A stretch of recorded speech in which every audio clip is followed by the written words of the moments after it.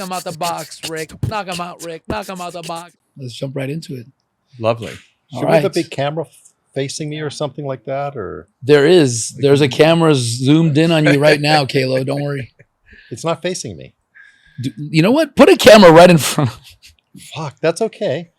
You put me at the end of the sofa for this bullshit. I know. We'll get more shots of Kailo. I can set up my Kailo. phone on video and just have it record just you. There should be a Kailo cam. Go. How many times have you thought, why wasn't a camera on right now? You know what I actually did is at my house, in the bathroom, I made sure all the shower walls, you've been in my bathroom. Have you ever been in my bathroom? Not your master bathroom. And it's this floor to ceiling glass. And I'd be worried if you were, Sergio. Yeah, me too. It faces over the canyon though. So when I take a shower, everybody gets to see. And then downstairs on the lower level, there's a big glass door overlooking the whole canyon and homes. And I positioned my sofa there because the right height, so I could fuck there in case the neighbors want to watch. That is so thoughtful of you, by the way. I thought about that too. And that is he's awesome. a people person. Yes. Okay. So we're here with Sergio, Pops710 on Instagram. Yep. Kailo, you're a race car driver. World's right? best, yes. World's best, okay.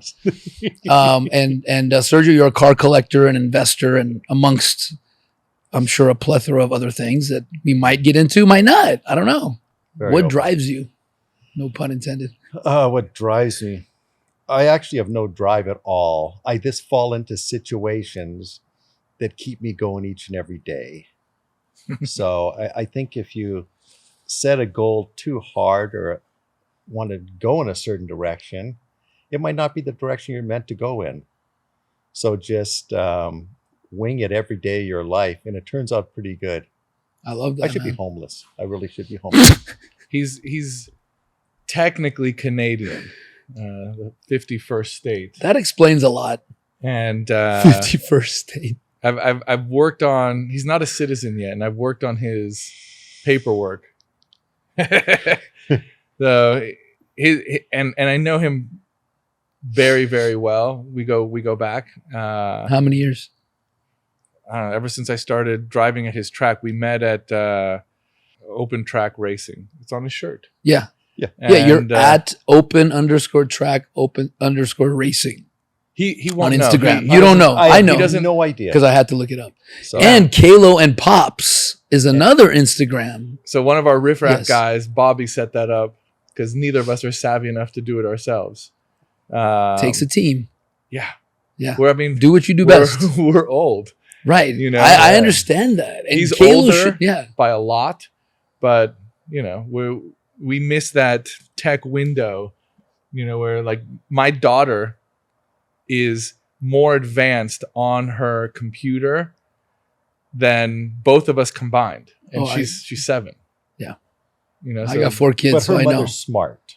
They So you passed got us to up. give her that. It's true. It has nothing to do with dad. Yeah. Right. And we're just a different generation. Yeah. My wife's a genius. Like objective genius. IQ score through the roof. I have a great story. You might want to edit this out, but no, that's where we're going to begin. When we were dating, we went. I had a business trip, and I said, "Come with me." And then after San Francisco, we'll go kayak with orcas in the San Juan Islands off of Seattle. Wow! And who would say no to that? You know, I'm in. I was trying to like portray myself as more rugged, outdoorsy guy, which I fucking hate. You know, like camping and that stuff. Oh, fucking kill me. But I was trying to make a good impression. Yeah. Well-rounded. Did it work? Did it work? Oh yeah.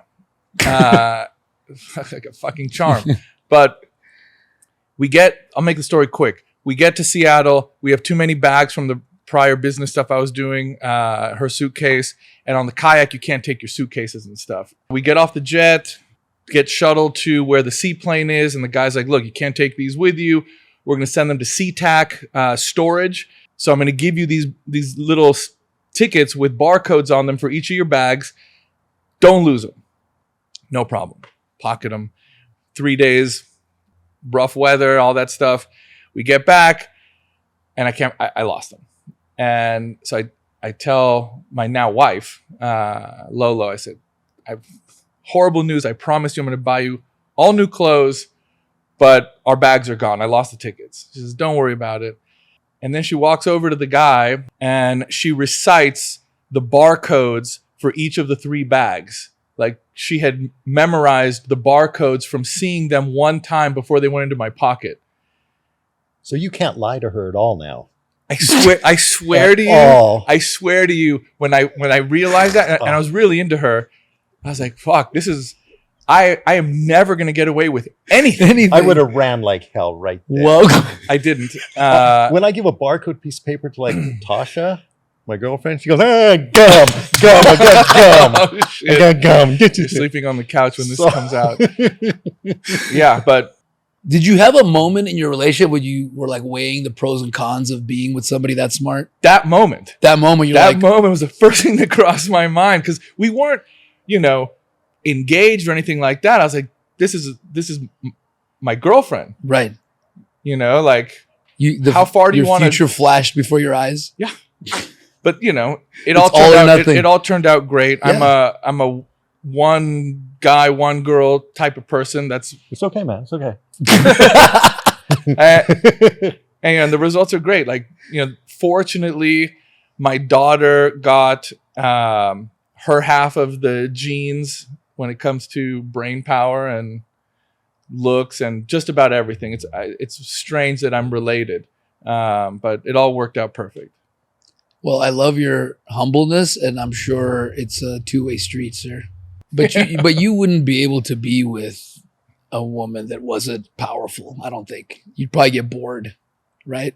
Because I'm same happened to me. Like you date, but then to settle down, you need to be challenged. You got to be somebody you look up to. No. See, me, I like somebody easy. Somebody that makes life a little easier.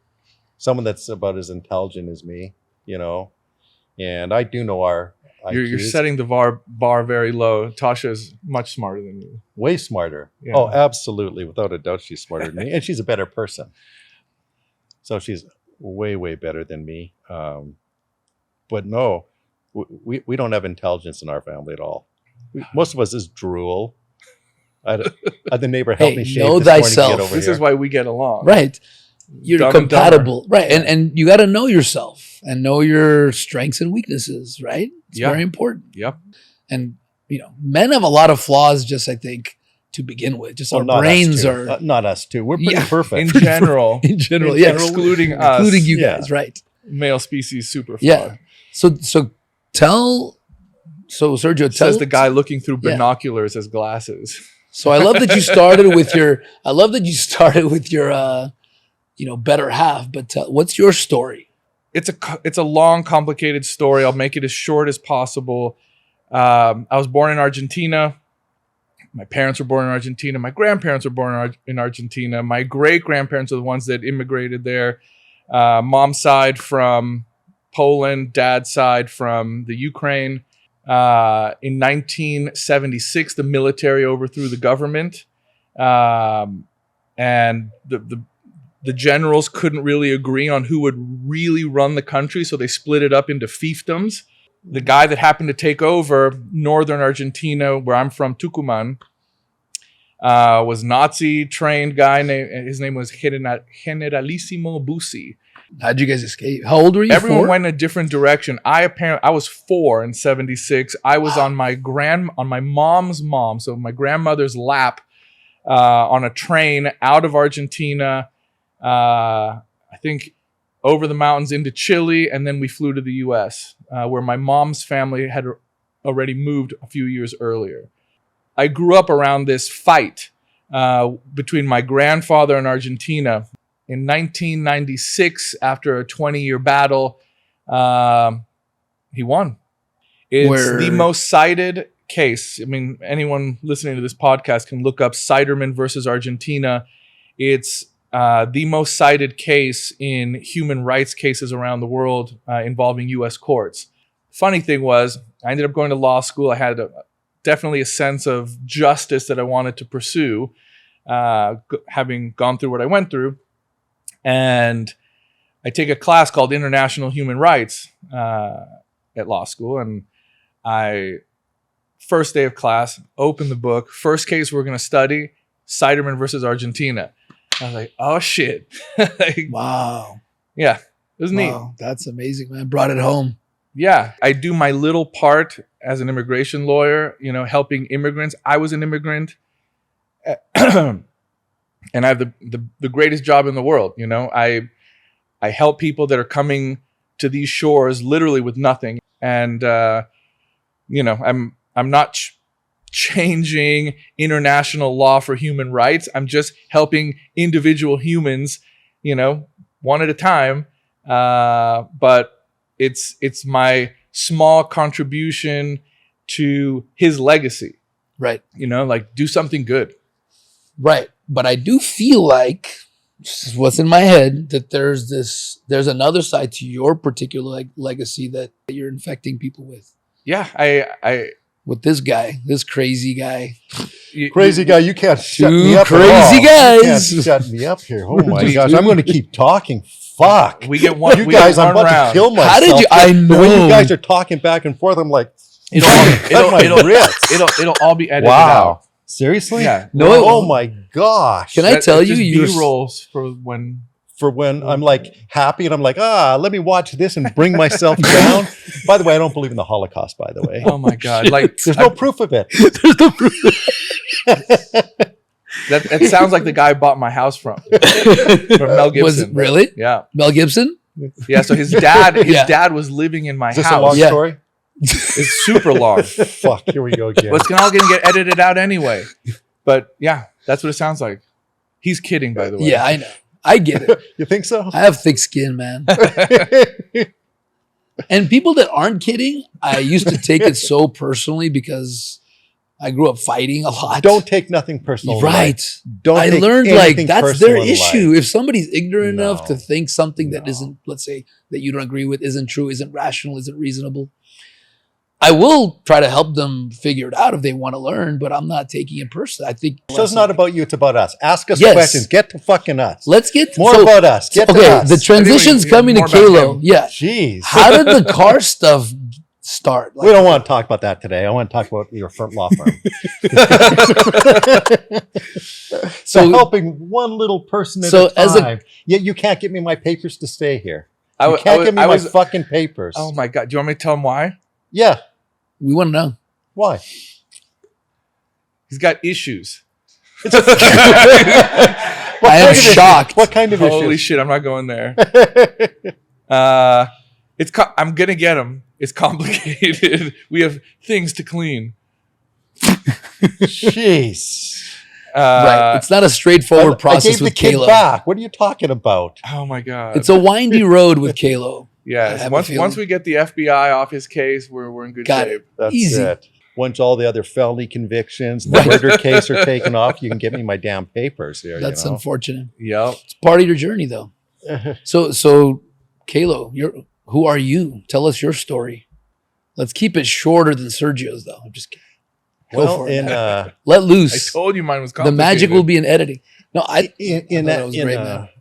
This is gonna be a 2-hour one. 1971, I was born in Argentina. My family was having some Fucking- political trouble. I'm going to recite the whole fucking thing. I'm getting my timeline in right now. No, I'm a knucklehead that was born in Canada. My family, my grandfather in the construction business, a couple of the biggest construction companies in Alberta at the time.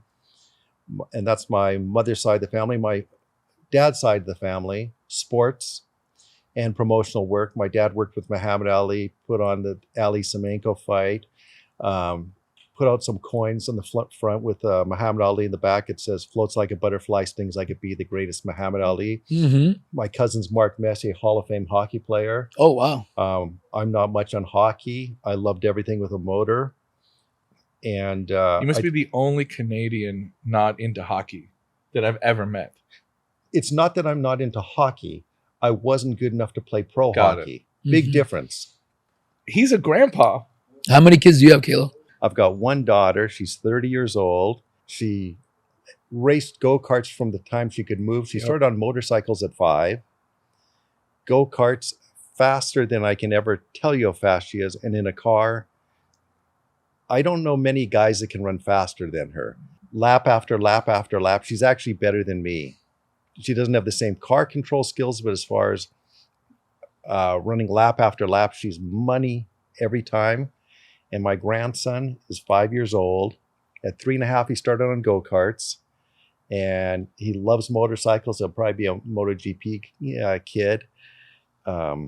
All he asks is to go to the track with me, and we go there and we ride motorcycles. Yep. He's got, popping wheelies on his little motorcycles now, and they're all gas powered. None of this plug-in bullshit, He actually does this. This is my favorite thing. We get to whatever he has to drive. He goes, "Is there gas? I need to put gas." And I'm like, "We just put gas." And he goes, "Let me see." And I have to open it up for him. Awesome. And he goes, "Let me smell it." And he gets in, he goes,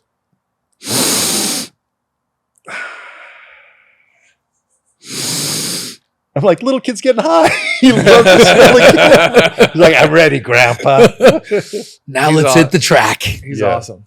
He's a really cool kid, and I've never seen anyone at that age do what he does and wants to do. I've seen little kids get pushed into stuff that their dad wants them to do, right, or their grandpa in this case.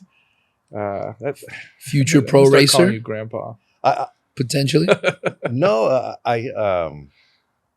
it would just be the most magical thing in my life if he could race anything. I don't care what it is, But F1 would obviously be my choice. But if he wants to be a MotoGP guy, that's cool too. That should be last on the list. That is so dangerous. But if he's good at it, right, you push him in that direction.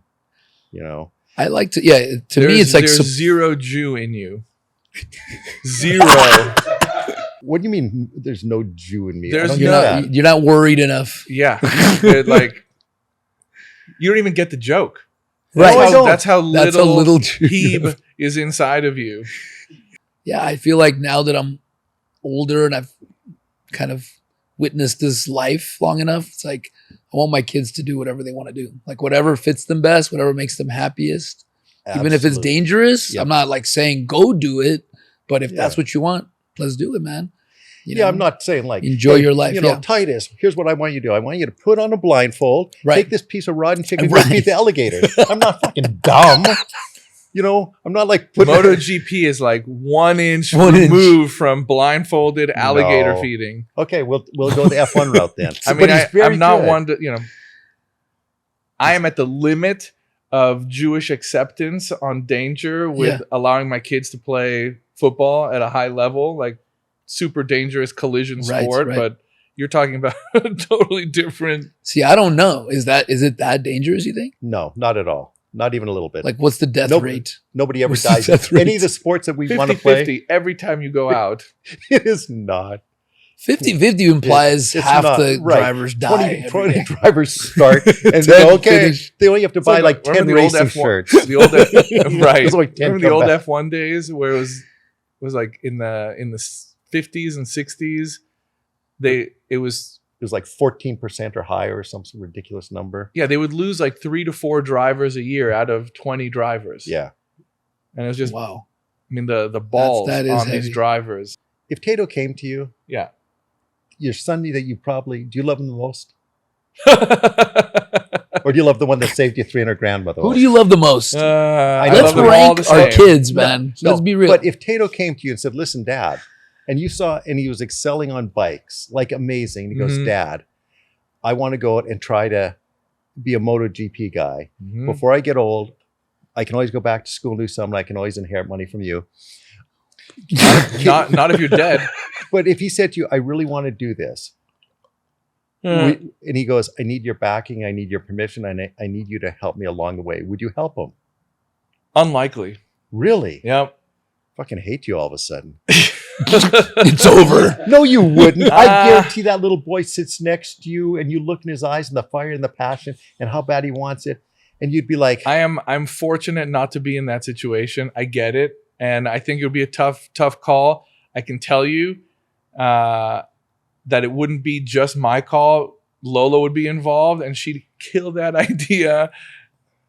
It would never get there because she would never allow him to even know if he's good on a motorcycle, right? Like he wouldn't even be allowed All right. to ride.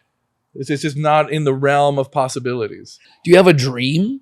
Kind of what do you want? A dream? I'm Yeah. happy when I go, Yeah. oh, fuck, I'm awake again. This is awesome. This is fantastic. I'm a firm believer, and this is actually serious, that I've lived before. I'm energy. I live forever. I'm coming back and doing this again. I don't believe I'm going to go to heaven or hell or die and go into a box or live in the ground. I believe I come back. And I believe that we get many lessons in different lives. And this is one where I've been given an opportunity to kind of coast because I've done some other lives and maybe done something that was okay or picked up a few pieces of a puzzle along the way. So this one here, I get to this coast and the world takes care of me. Because realistically, with the effort that I've put into this life of mine, I should be homeless on the side of the freeway and begging for oranges or selling oranges. And it's given me an amazing life. So do I have a game plan, a goal? Nope. I'm following the river of life here and wherever it takes us. So him and me came together at a fantastic point in my life. I like the fact that we're polar fucking opposite. Right. You know, I'm very intelligent and he's got Lolo. and so I love the fact that we're totally opposite of each other, but he came around at a point where it seemed like the perfect opportunity. I've been offered different things before as far as car related and shows and stuff like this. And I never wanted to do it because I just didn't want to go through the bullshit and everything. Where he goes, let's do something and have fun. It's our stuff. No one's going to tell us what to do. You want to do it? And I said, yeah, let's do it. You know, he goes, what do you want to call the show? And I said, I don't know, Kailo and whatever the fuck it is. So as long as my name's up first, that's all I cared about. And he's like, well, yeah, that's what I was thinking too, Kailo and whatever the fuck.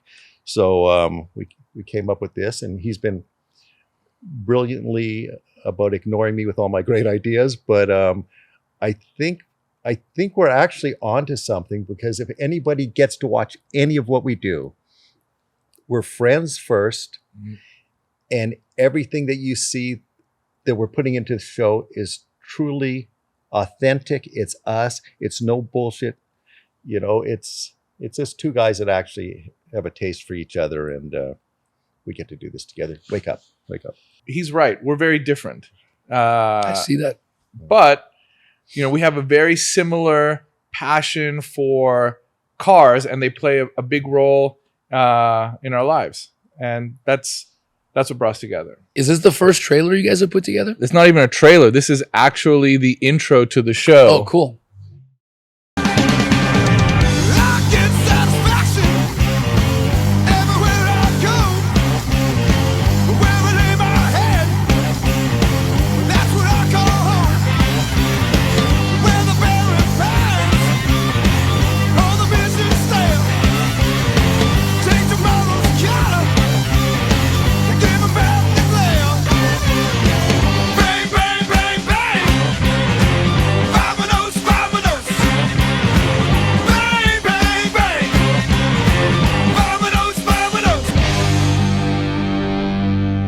That's basically That was amazing. Unbelievable. Jeez. So the Pops and Kailo show, right? Kailo and Pops. Kailo Pops. It does roll off the tongue better. Kailo and Pops rolls off the tongue better. If you're going to market this thing, it's Kailo and Pops, not Pops. And Kailo's confusing. It doesn't K and sound P, right. it's confusing. It is, you know. So it's like Witch Sam. It makes no sense. Sandwich makes sense. Right. But Witch Sam makes, what the fuck is a Witch Sam? Sandwich. Sandwich? A sandwich. Sandwich. It's a sandwich. Definitely a sandwich. For It's short, Kailo for and Canadians. Pops. Kailo and Pops. Yeah. In Canada, it's it. sandwich, I think, right? They just kind of skip the... Hey, listen up, hey. I'll take a piece of bread and just do it any way you want, man. That's cool, don't you know? Don't you know, eh? So tell us how this riff raff idea started. Like, when did you decide, okay, I'm going to start bringing people together? And It wasn't me. There were 3 guys during the pandemic that started driving together, and only one of them is still like really part of this riffraff group. Riffraff is, I think, currently 23 guys, and it's based in a text chat that people just started adding, guys, and there's no hierarchy. None of us that are really participating on a regular basis, except for one of us was there at the beginning. I was added by someone, and driving with people, you really get to know them. A lot of your personality comes out in your driving. And if the group likes you, they add you. Like, what's some advice to people that are searching for themselves or figuring themselves out, especially younger people that have time? You take this one because you're the worst person to ask this question. I honestly think that people need to check out of social media and everything that's fake is what I think they need to do. That's good advice. Walk away from it, because everybody is walking around with a razor blade. We want to slit their throat, yet they've got time to take a picture in front of something cool and post it to make everyone think their life is fantastic. I think they should actually be open and honest with one another. And by sharing pains and discomforts of life, you can help each other. But mostly, don't try to conform. Live a life that makes you happy, but never hurt anybody. This never, ever, ever hurt anybody, but live your life. You know what I mean? You get one chance at this, even though we're going to be put on a computer or disc someday. Even though you're coming back as a tree. Yeah. You only get one chance in this particular game. I don't know what does happen. So I want to live this life for everything that I can and enjoy every minute of it. And I think everybody that's here should understand that. It's such a gift that we get. Enjoy it because it's for you. I love that, man. That was good. You're surprised that the answer was actually spot on. I mean, his advice is usually horrible and usually involves cocaine and hookers, which is what I was waiting for. You get one life, do as much blow and bang as many hoes as you can. Right there. I'm with you. You said it. Wow. Good philosophy, man. Quote that. We'll make that a clip. Yeah, that's it. He's the one that's saying it. Imagine. What do you think? Very similar to what Kailo said. You get one shot at this. And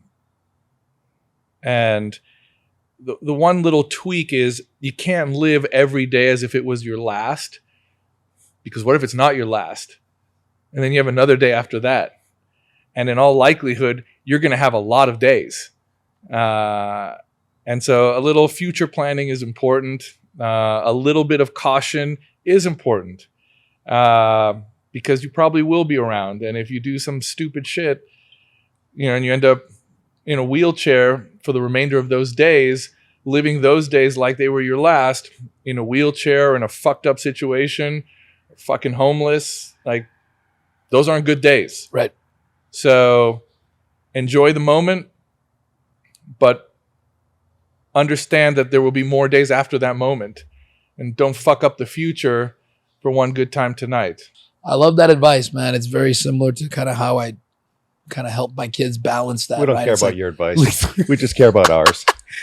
Live for today, but just in case you're around for tomorrow, plan a little bit. Yeah. Man. That's really what it is. Thank you coming guys. out, man. Yes. Thank you so much for having me. This was awesome. It was great to get to know you guys. The podcast that comes to you. I love it. Yes. Yes. There it is. Oh. Peace and love. Love you guys, man. Love really. you. Likewise. Yeah. Knock him out the box, Rick. Knock him out, Rick. Knock him out the box.